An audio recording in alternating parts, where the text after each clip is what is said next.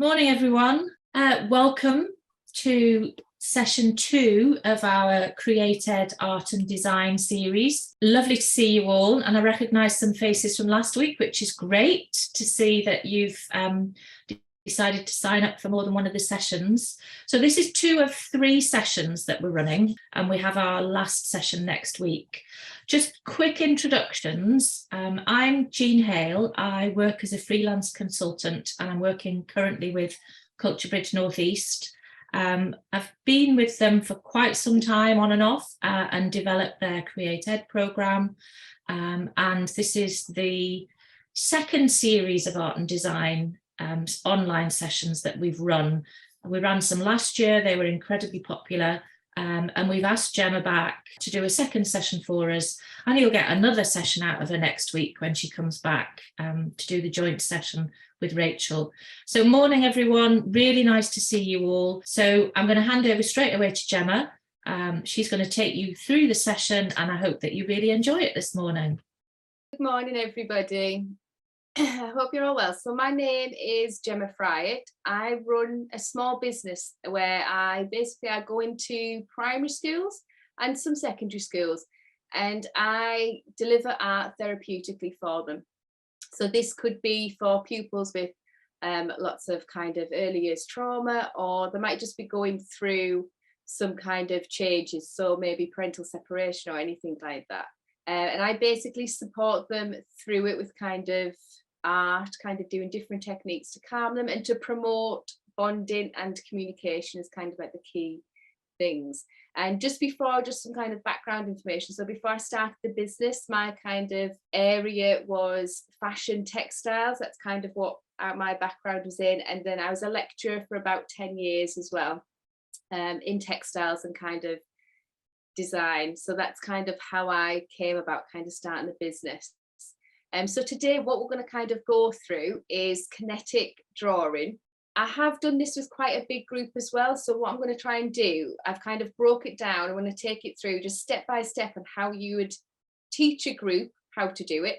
And hopefully afterwards you'll feel really confident in delivering it yourselves. That's kind of what we really want. Okay. So the first thing that you'll need is just a sheet of A4 paper. And if you've got a pen, so if you've got a fine liner pen, but to be honest, any kind of pen at all would be absolutely fine. So the first thing that I'd always teach with kinetic drawing is how to do a continuous line. Okay, so that's kind of like really, really important.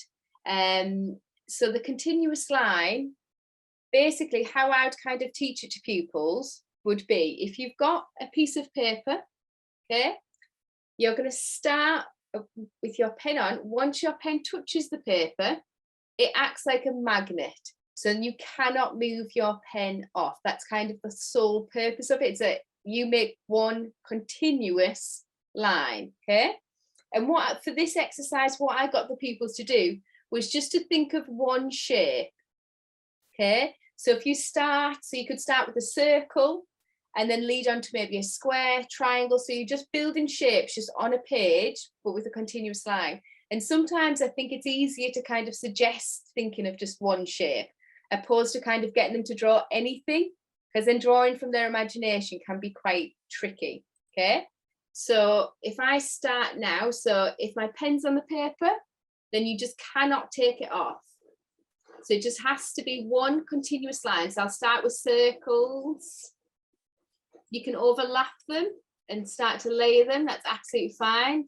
If you kind of want to, then you can start to explore different shapes. So you can add in triangles, squares, and it's really good as well to go over your lines and start to kind of overlap them, but you can just keep adding to it and keep kind of like, it can be quite playful and it can kind of look quite strange and weird towards the end, but it's absolutely fine. And kind of encourage them to kind of go over their shapes.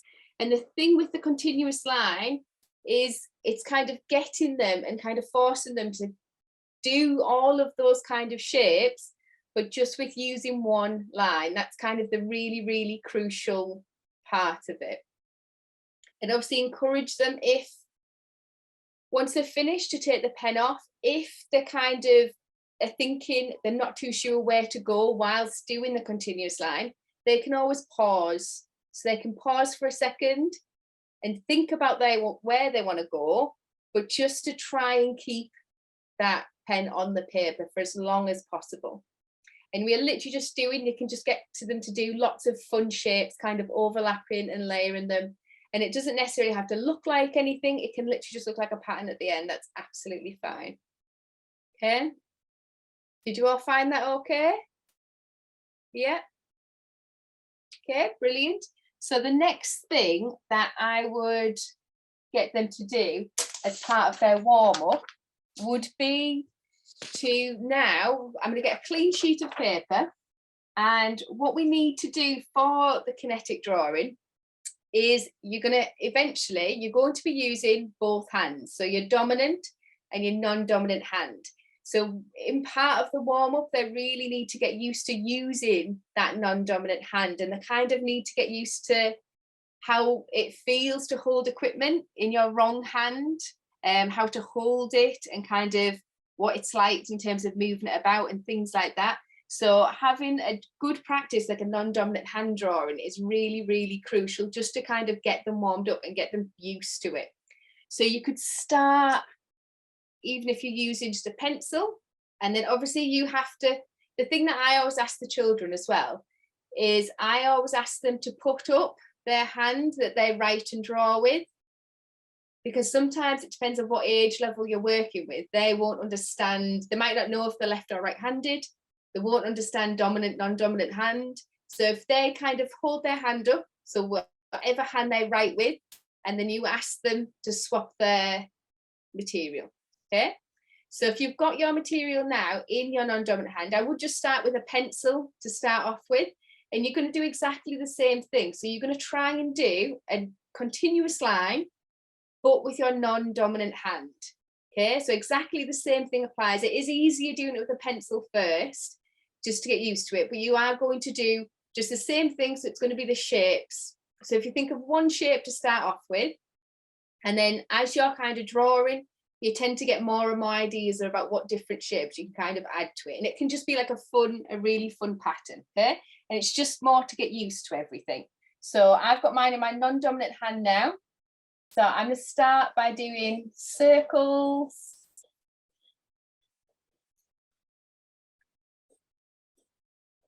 And it will feel a little bit strange.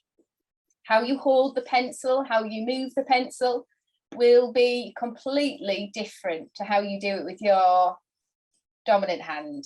But it's kind of just to get used to it and just to kind of warm up your hands a little bit, so you kind of are a little bit more used to it before you start your kinetic drawing. Okay, and then you take it off. So the equipment, so when you start to use your non-dominant hand, normally things start to look a little bit lighter because you can't press as heavy. You might not hold it the same way, so it's kind of all a little bit different, but then it's really good to kind of just get used to that, and they'll see the difference in it, and kind of you can chat a little bit about how it is okay if it doesn't look perfect, or if it doesn't look how they imagined it, it's all absolutely fine. Okay, and then once you've done that, if you then go back to the fine liner, and then we're going to do another non-dominant hand drawing in continuous line on top of what you've already done. And sometimes these are really nice to keep because you start to get really good mark making. So they do start to look very, very interesting. Okay, so in the non-dominant hand, we're going to go back over on the same piece of paper. So how you hold this will feel very different.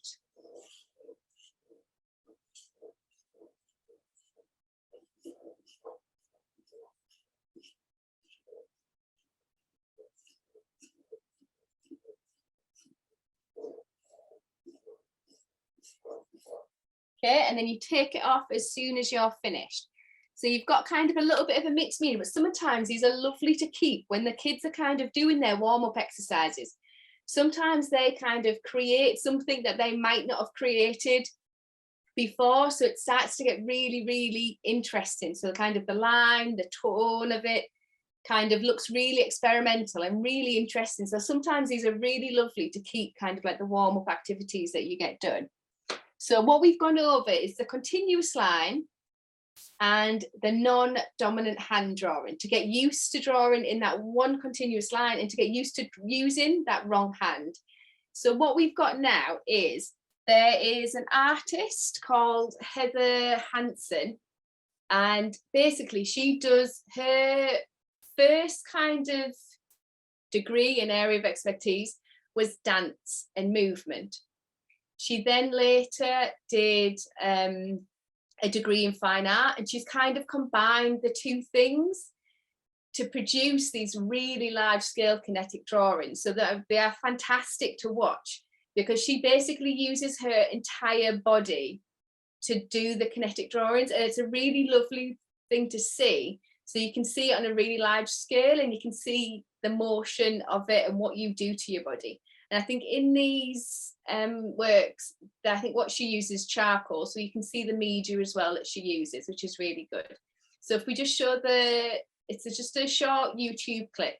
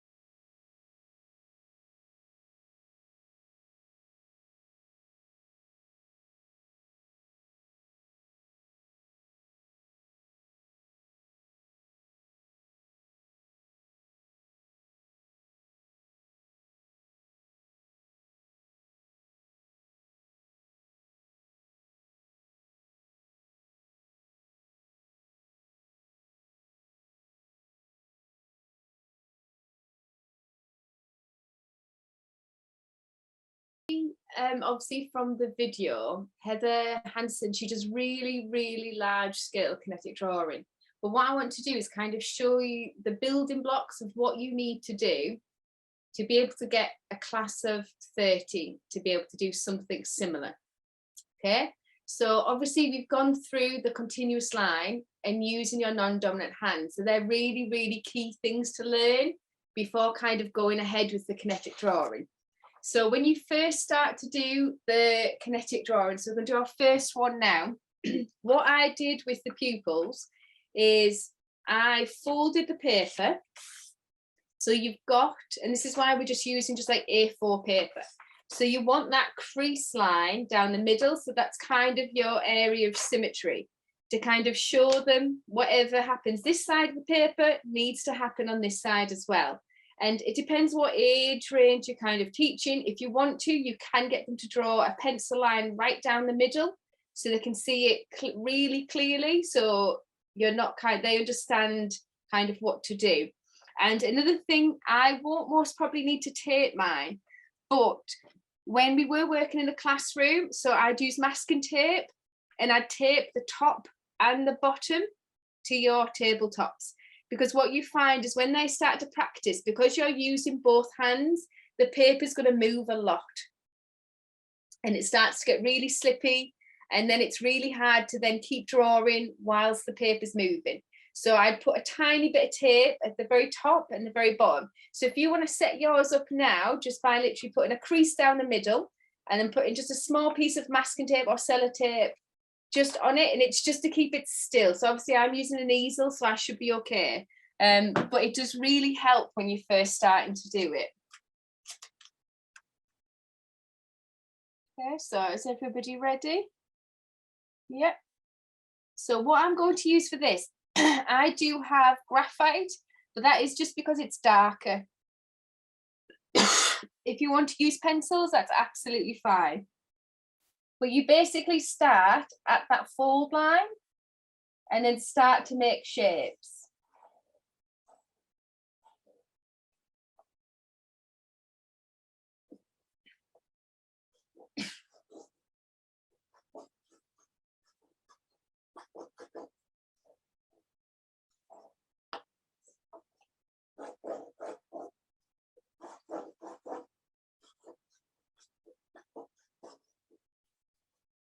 So you're doing the continuous line using both hands.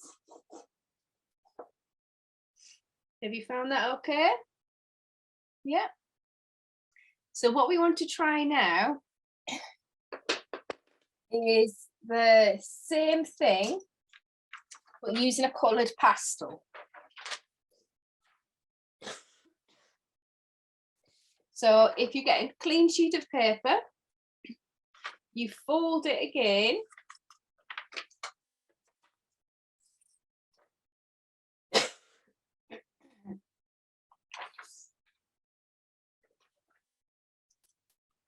And then obviously I'm clipping mine in, but you can just tape yours at the top and the bottom just to keep it still and flat on your table, wherever you're working.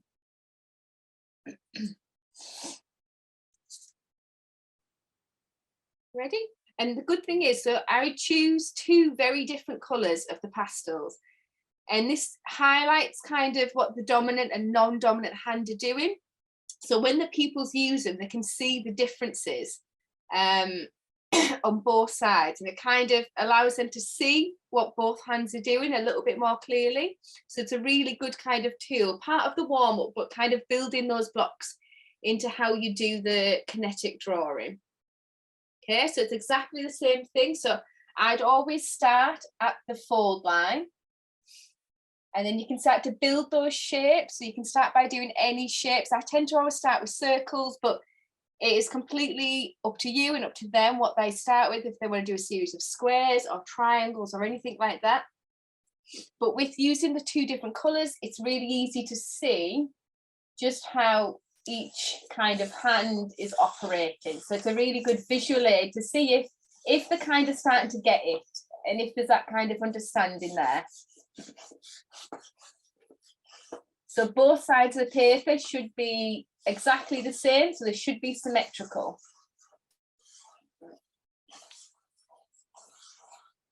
And you're still using that continuous line, so you're not taking the pastels off the sheet of paper either. And also a really nice exercise to do afterwards. So obviously you can see in the Heather Hansen video, she used her hands to kind of smudge and blend. And you can, if you want to, so once you finish, they can take a little bit of time to kind of blend the colours and smudge them with the fingers, which is quite nice. It always feels really nice as well for the pupils. They tend to really enjoy that bit. So they can kind of blend the colours a little bit. But it is, so using the two different colours is a really good practice to see how far, to see if they're kind of starting to get it, and that kind of those building blocks to be able to do the large scale kind of kinetic drawings there. Did you all find that okay? Was it all right? Yeah. So I think we're going to take just a short break, I think just 10 minutes now. But obviously so far the things that we've kind of covered is the continuous line, non-dominant hand drawing, and kind of just those very first early stages and how you build a kinetic drawing. So it does take a little bit of practice, and you could do these over a series of lessons as well. It does not have to be in one day, it could be over a term or something like that, but it's just to kind of get the hang of it and kind of learn how to do it. For the next part, I am going to start to work on A3 paper, so it's slightly bigger. But if you've got just A4, that's still absolutely fine. It's just to get experience of doing it on a slightly larger scale, but it's not essential. If you kind of just want to continue working just on the A4, it might be easier in terms of where you're working at the computer, that's fine. Anybody got any questions for Jemma? I think I had a question, but you kind of answered it. It's just, how long would you spend on kind of each stage of this? And obviously when you're working with a class of 30 children or up to 30 children, that how do you do kind of peer review in that? Do they look at each other's? Do they? You can, yeah, so you can do it over. So when I did this with a larger class, it was over a couple of weeks. It wasn't done in one session. So it's kind of getting those building blocks, and you can kind of spend, and continuous line and non-dominant hand drawing are very quick anyway. You can only ever do them for a couple of minutes at a time.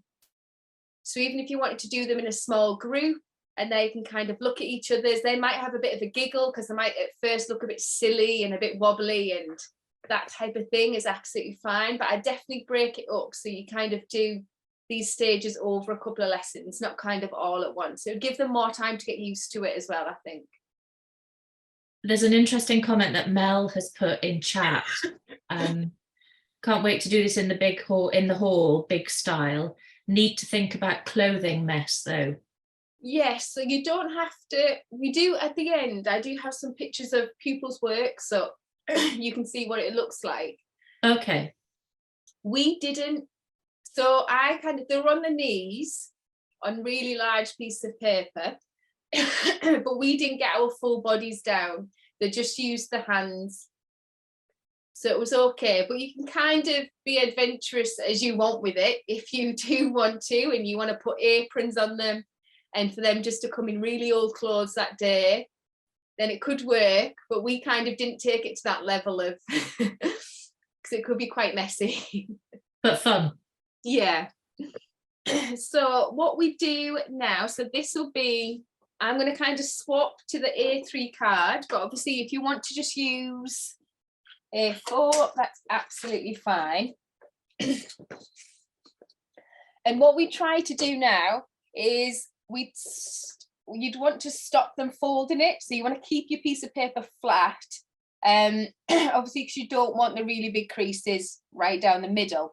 But hopefully if you've done a couple already, then they should kind of understand that kind of symmetrical line that's running down to kind of see what it kind of all kind of works out as and what you should do on both sides of the paper. To kind of explain a little bit as well. So when I did this, we did do it in the hall. That's kind of where we set it up. And I do have some images at the end just to show you about pupils' work and things. But what we did do is I'll kind of put this up here for you. I kind of broke down, so they are going to be working on a really large piece of paper. So I broke down their paper of what they need to do.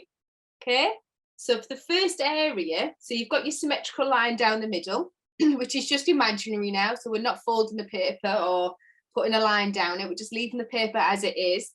And where we worked, first of all, we did the continuous line down with both hands in just area 1.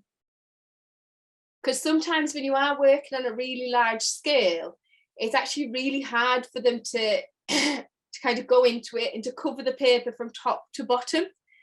So I think breaking it down gave them kind of like instructions, so they all knew just to keep, it didn't matter if it went a little bit over, that's absolutely fine, but they knew roughly they were working in the area with the 1. So whatever happened in this box had to happen in this one too. So it's going to be symmetrical, but we're just staying in this area at the moment. So the first bit that we did was with pencil. So I'll use graphite, but it's only more so you can see it. You don't have to use graphite if you don't want to. So we're just working in this kind of third of the paper here. So kind of using your pencils or your graphite. So if we just keep into this area just at the top half of the page, we're going to do that kinetic drawing, but just smaller.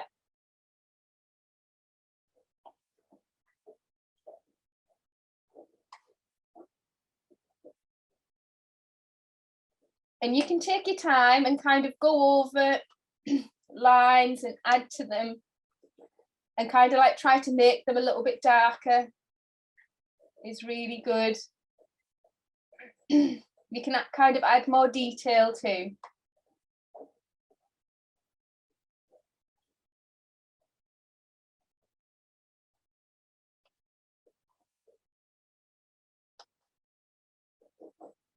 Yes, that's kind of like my first one. You can keep working on yours if you want to, just for a little bit longer. And it does take some getting used to using your non-dominant hand. So kind of, you'll always notice, these are both exactly the same graphite, but one side will always be lighter. But the pressure that you make with your non-dominant hand is very different.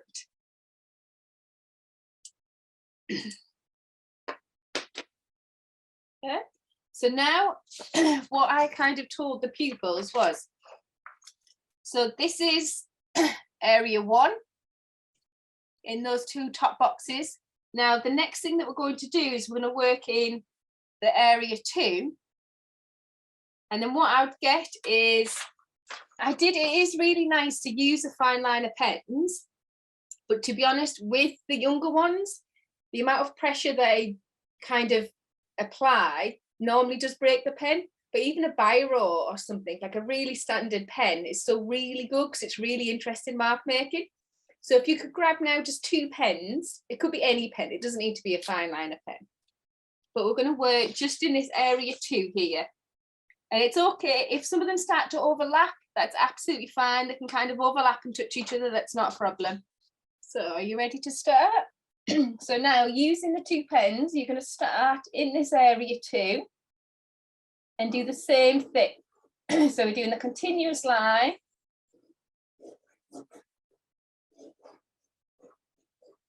And you'll start to notice with the pen, it's going to be a little bit lighter. So feel free to go over those lines and kind of keep repeating that continuous line.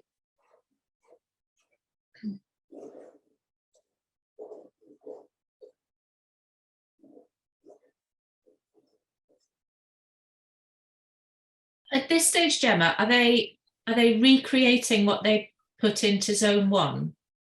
You don't have to, no. You don't have to, right? No, not at all. So I think mine does look quite similar, but to be honest, you can just let them, so they're still kind of building shapes. And the nice thing is, the more they do this, it's quite a meditative process. So kind of they'll start with one shape and then all of a sudden they'll have lines coming from it, then rectangles, triangles, and it should just keep evolving. The more they draw, it should kind of keep changing all the time. And we practice with the A3. So we did do A3 in the classroom, taped down, before we went into the hall on really large scale. So we kind of built it up. So they worked on A4 first, non-dominant and continuous line drawings. then we did a larger scale A3, then we went into the hall. So it's kind of getting all of those building blocks in place before you give them like a really enormous piece of paper. Sometimes it can be a bit overwhelming to kind of have a really, I think a blank sheet of paper is a bit nerve-wracking anyway to everybody, but to have a really big blank sheet of paper sometimes isn't very nice. So we did literally, it took about 3 or 4 sessions to get them to the really large scale in the hall. Just for you to bear in mind like the time and stuff. So they all worked on the A3 as well. So if we're ready, so now what we're going to do is we're going to work now in this very bottom section. So we're going to work where the 3, so whatever happens in this box is going to happen here, and it's going to be the very bottom of the page. I'm going to work in pencils just so it's a little bit different, but you can obviously, if you want to continue working the pen, you can, that's absolutely fine. Gemma, there's just a question about the paper. What kind of paper did you use in the hall? Wallpaper rolls, perhaps? Yeah. So I'll we've got, I have some really nice images of the pupils' work at the end, but it is exactly that. So I think I cut, it's kind of like they were full size, they're about 2 foot, I think, the wallpaper. So I cut them all, so they were like 30 2-foot pieces of wallpaper paper. And when you buy wallpaper paper in literally like the rolls, like literally I've got loads here, so like these ones, that's literally all it is. So you buy it from the DIY shop.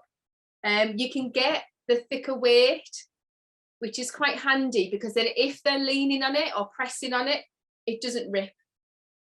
So if you get the slightly higher weight, it is worthwhile, because then they're just not, it's going to be much more durable, especially if they're going to be kneeling on it. So you kind of, it does need to be that little bit of a thicker weight, if that kind of makes sense. But yeah, we did the A4 and A3 first, just in the classroom. So then in this bottom section, we're going to work where the number 3s were. So if you start them on again, so on that, where that imaginary kind of fold line would be.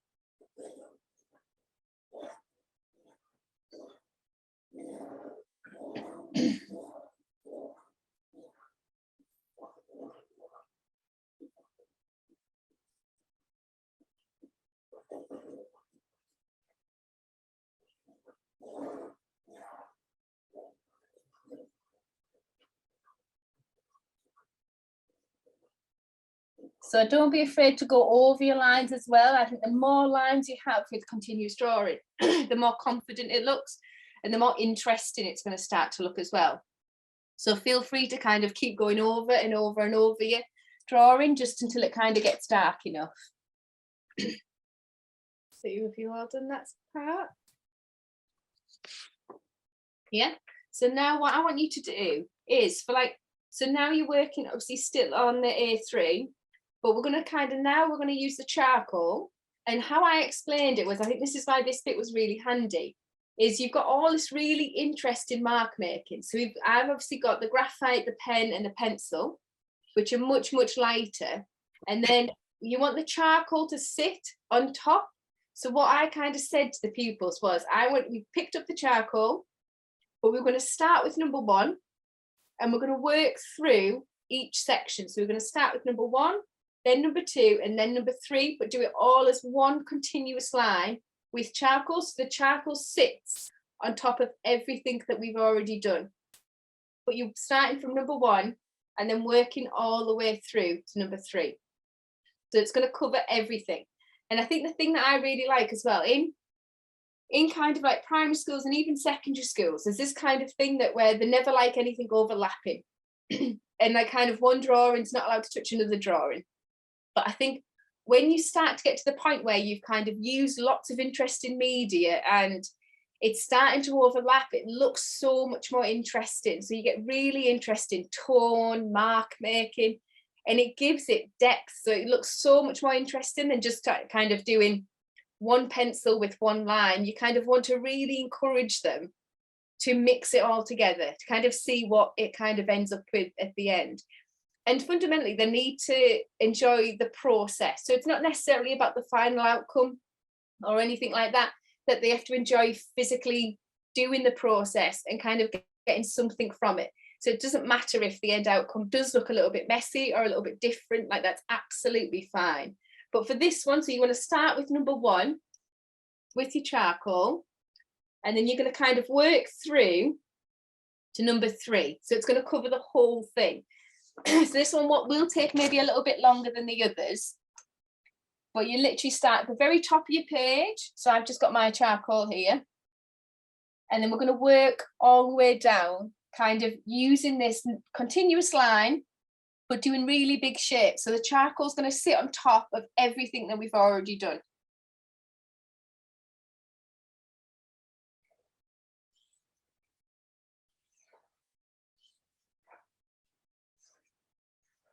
So you can, if you want to, make it a little bit bigger.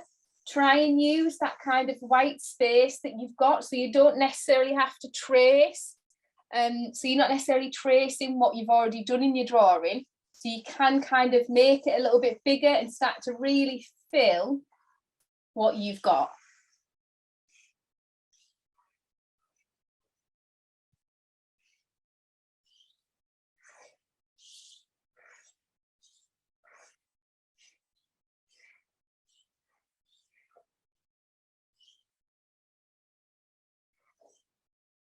And don't be afraid to go over the charcoal as well, just to make your lines a little bit darker and a little bit more kind of prominent.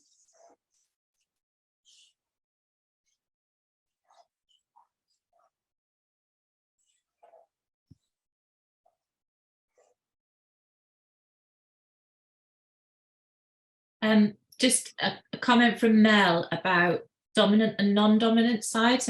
She feels her eyes are drawn to the dominant side and has to force herself to look at the other side. It will be, obviously, even mine, I'm kind of stood up doing it, which isn't ideal, to be honest. It's much easier doing it flat, but mine's kind of slightly wonky. But I think you'll tend to, or some people, what I find, tend to maybe look at the non-dominant, but it's because they're concentrating more. So then your dominant hand kind of goes amiss a little bit, thinking, oh, I was expecting that side to be really good. But it's obviously you're trying to correct whatever. But even like the first couple of times you do it, even for them holding, like I do use the graphite sticks quite a lot. Especially if you are kind of experimenting with mark making, but if you are kind of getting them to do non-dominant hand drawing, because they're really chunky, so you can see how much bigger they are to a normal pencil, but then they're much easier to hold. So if you've got something bigger to hold on to, it makes it all kind of a little bit sturdier, if that makes sense. So a non-dominant hand drawing is much more tricky with a pencil than it is with graphite, especially at the age range. If you are working with younger ones, it's much, much easier. And then if you want to, so once we've done the charcoal, some pupils wanted to, some pupils didn't, but you can go over and start to smudge it. So you can smudge it with your finger, or you can use, sometimes some pupils prefer to use like the paper towel, just to kind of work into it and kind of soften your lines. So you can kind of start to work into it a little bit. And it kind of starts to look a little bit different. So just kind of like soften it a little bit. And some pupils really like doing this because they like the feel of it. They always describe it so it kind of feels really soft. But then I know some pupils really don't like doing this kind of thing. So it kind of all depends on who you're working with.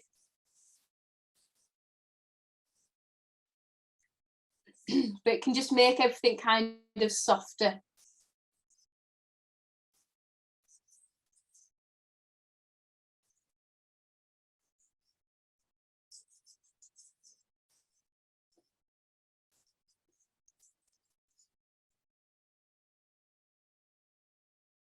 So if you want to kind of work into yours and just soften the charcoal a little bit.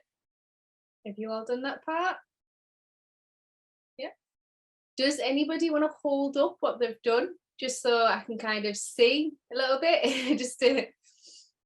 Ah, brilliant. Really nice. Ah, they're fantastic. Well done. And the really lovely thing is, so we'll go through some pupils' work just now, but the really lovely thing is as well, there was never even, so I did this across, I think there was 3 year 3 groups, and there's nobody's work that looked the same. Even though they all started with just kind of that, in essence, it's a repeat pattern of shapes, but not 2 pupils did the same, produced the same kind of work. And I hope, to be honest, like hopefully, obviously breaking it down, so kind of using kind of like the grids, especially when you're working with so many pupils all at once, it's kind of the only way I could figure it out, to kind of control it a little bit, if that kind of makes sense, just so they knew where to go at what time, so they weren't kind of just, because I think otherwise you'd have just ended up with one big one, but then not with the mixed media. So to kind of break it up, just so you're getting different elements to it, and you kind of still have got some control of kind of what they do and how they actually do it. So we've got some pupils' work just now that we'll kind of start to go through. If you want to share the screen, Danny. So this is just the first one that we did. So these are kind of, I said obviously earlier we had a question about the size. So these were about 2 foot in length. There were wallpaper, so just the wallpaper backing, but obviously in a thicker weight. And they literally have done just exactly the same exercise as you. So we started by using, obviously, the pencil, and pencils or graphite are really nice and easy to start with, just to kind of give them like a little opportunity just to get warmed up with it as well. And that's another thing, I would never start with the charcoal, because it's such a dark and definite line, it's quite daunting. So I always find if you start with a pencil or with graphite and you've kind of already made those marks on the paper, it makes everything else much more relaxing and much easier, rather than going in with like a really, really dark one. But you can kind of see here, like the repeat patterns in the 3 different areas that they've worked in. So they did obviously like the pencil, fine liner, then I think we went to graphite. And then they've obviously done the charcoal over the whole top. So going through all the 3, 1, 2, and 3 of the boxes to kind of fill it all out.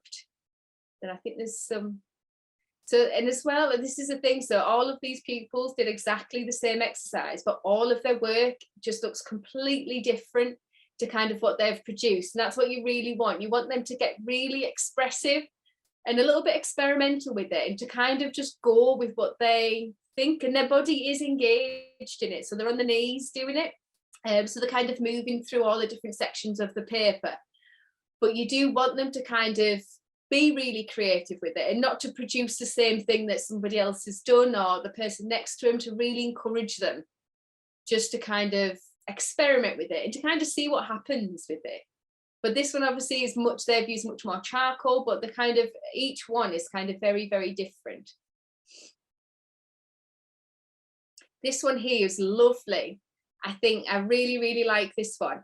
So it was all done in continuous line, but as you kind of look, there's little pencil drawings, and she's done like a really detailed pencil drawing first, and obviously the charcoal's much heavier on top, but she's done kind of little drawings inside it. So it's really, really interesting. But obviously with this pupil, she was obviously a very, very talented drawer, and you can see like her dominant and non-dominant side are both really good, like they're really, really good.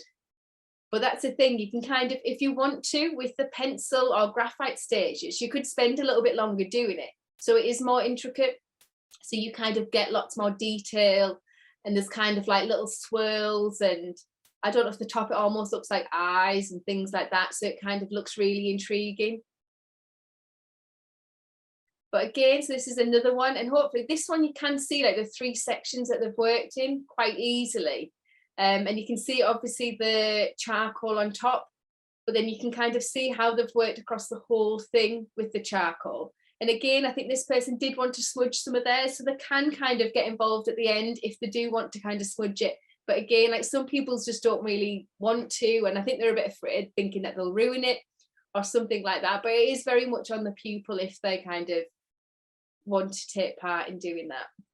So this is how we set it up. So this was in the hall. We had plastic table covers down, and we had as many as we had in school. And then what we did, so I cut each wallpaper into 2 foot, and I did the same thing. So I taped the top and the bottom, because the thing obviously you're going to get a lot of movement with it, especially when they're kneeling on it and things. It is going to kind of move and kind of wriggle about a little bit. So taping it down to the floor is really important. And I think, to be honest, using masking tape does come up really easily. So obviously masking tape is much better. Like, I wouldn't necessarily use sellotape or anything on the hall floor, because your likelihood you're always going to have that residue at the end, which they might not be very happy about.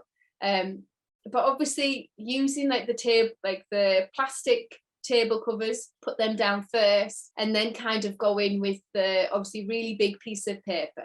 But you can kind of see just by viewing those ones there, just how different every single person's work was. So now what they've done is they've just hung them around school. So they've kept them the length they are, but they've kind of hung them in different areas, but they've still kept them really big for like obviously each one, which is really good. But I think the children overall, their kind of like experience of it and kind of drawing on such a big scale, I think they find really exciting. And obviously it's really different and really new, which is really good. But yeah, if you obviously have any questions or... Jemma, could you just talk through the sequence that you went through with that particular group to get to that point in terms of kind of over time? Because obviously you've compressed all of this into sort of like a 45-minute kind of block. But how do you take children through the process? How long would you take them to get to that point where they've done the work in the hall? Yeah, so large scale. That was over 3 lessons. So the first lesson was the continuous line drawing, non-dominant hand, and the coloured kinetic drawing, but obviously folded. So the first ones that we did, that was one kind of lesson. So they could explore just how it felt and kind of what marks that non-dominant hand makes and things. How long would that lesson be? An hour? Yeah, about 45 minutes. About 45 minutes. Okay.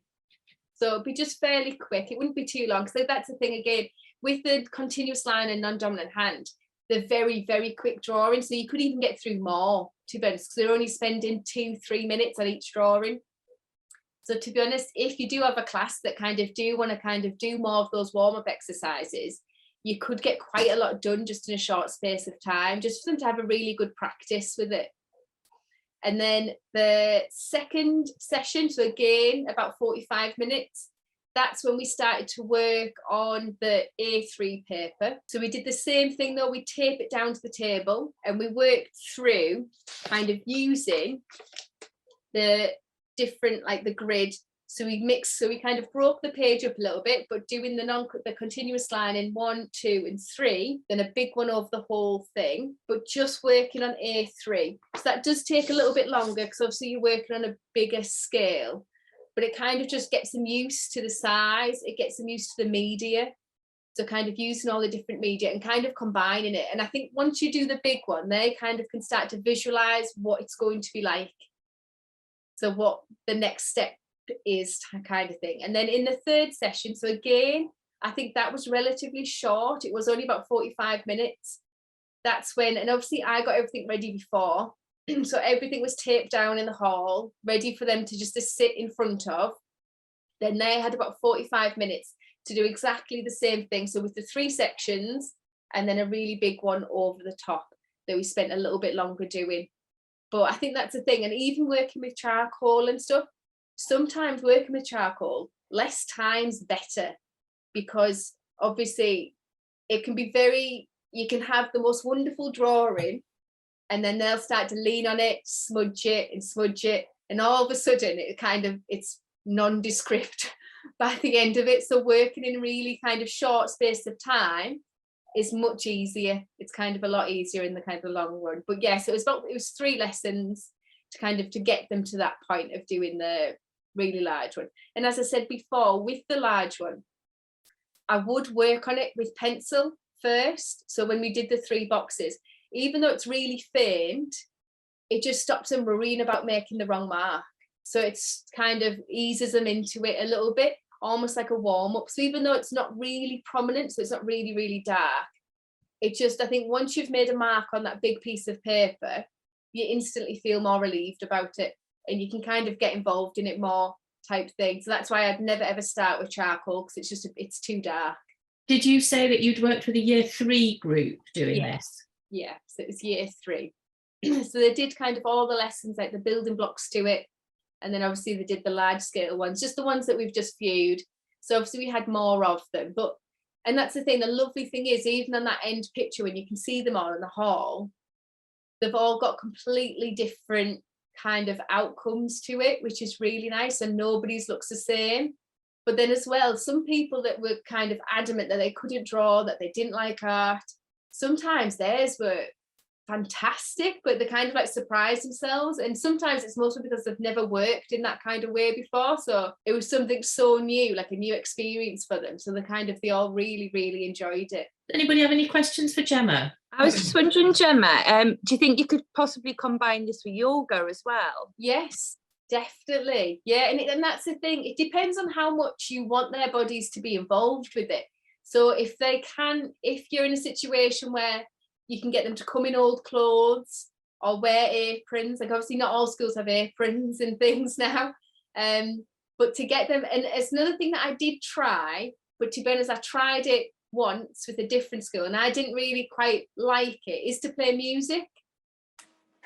But the pupils did find the music quite distracting. And I think if you've never done anything like this before, I think concentrating on the music, but then trying to use your non-dominant hand and keep it continuous and working on a big scale was a bit much. But I don't know whether you could do maybe the larger one and have another session, the 4th session, for example, where you could combine it with yoga, with relaxing music, and you could kind of make lines to that music, whatever music you played type thing, which would be a lovely kind of exercise for them to do. But I think whilst you're learning, even for me, I think personally, I found the music a little bit distracting when you're trying to, it's a lot of different things in one thing, if that makes sense.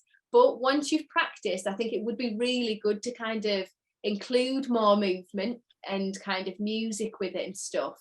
And you could even work on, rather than cutting individual sections, keep the wallpaper long, but just put more of it together and mask and tape it all together, so they've just got one enormous space to work on. Would be really interesting, because then you could cut it up afterwards, which would look lovely. So you could kind of shorten it and things afterwards, which would be really nice. Thank I you. suppose the other thing that's going through my mind is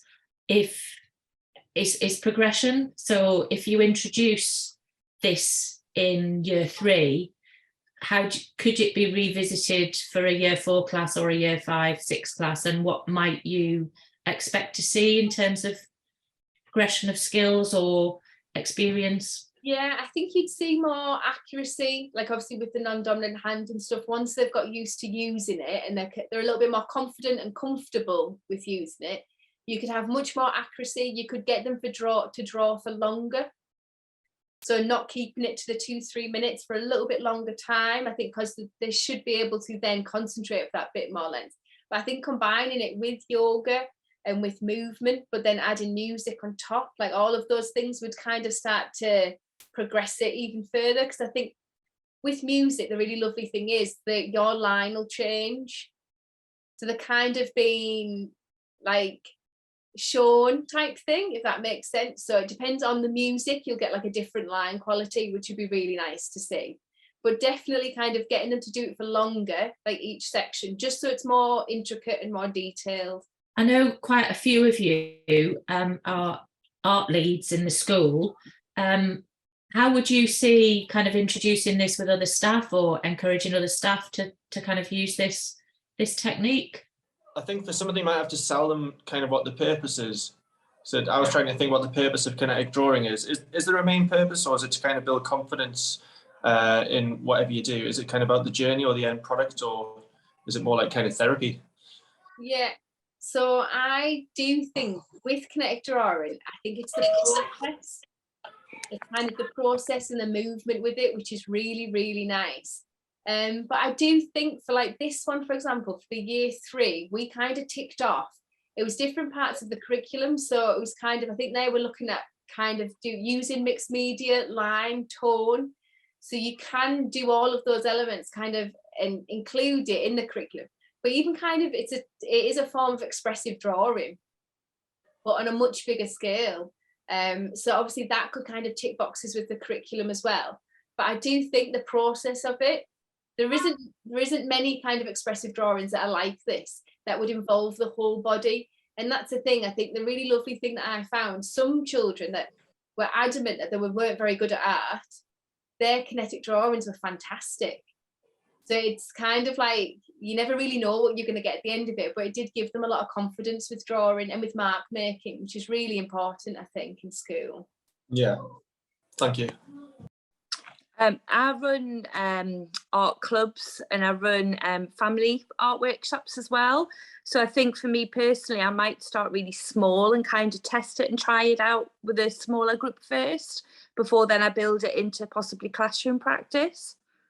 Yeah. So just that build up idea, I think, would work quite well. Yeah, it does take, like it because obviously kinetic drawing, it is quite a complicated thing, and obviously your body's doing a lot of different things at once. So that's why I kind of like separated it out. But I do think that those building blocks are still really nice to practice. So the things like the non-dominant hand drawing, like the continuous line drawing and things like that are lovely building blocks to kind of get you ready. But even them in themselves are really good practice, and especially for kind of like if you're running kind of parent-child groups, things like non-dominant hand drawing, where the drawings can kind of be a little bit silly and not look right. Sometimes it's a really good conversation starter, and kind of like mum or carer and child can have a little bit of a giggle about what they've done because it looks silly type thing. So all of those are really nice to kind of like start off with, but definitely start, and you can start in a smaller group and then you could kind of build it and see kind of, I always think with that, it always is a learning curve and everybody would teach very differently. So these are kind of like all the stages and steps that I felt worked for kind of how I deliver it. But you might kind of do it and think, oh, actually, I'd add that to it and it might make more sense to you or anything, and kind of tweak the process of it, which is absolutely fine. And in terms of the reference to kind of artists kind of using this technique and the video that you showed us, would you use that at the beginning of the process? Would you show it to the children before they did the big scale stuff? At what point might that be useful? So very similar way. So I kind of would describe like kinetic drawing, and then we'd start doing like those really small building blocks. So the continuous line and non-dominant hand. And then I'd let them watch the video, which all the children did really, obviously because of the music and things, and watching her in kind of motion doing it with kind of like the charcoal is really nice to watch. So the children loved kind of watching, and I think then they did get really excited thinking they were going to do something similar. So once they see it, they were kind of really excited that they were going to do something of a larger scale. So they weren't working in the classroom. Even that in itself, that they're taking out of the classroom, is kind of like a novelty. So they were kind of really excited that they were going to be in the hall, that they weren't going to be in their classroom, and they were going to do something different. It was kind of all very exciting for them. Okay, so I think we'll kind of round up now. So thank you very much to Jemma for a really interesting session.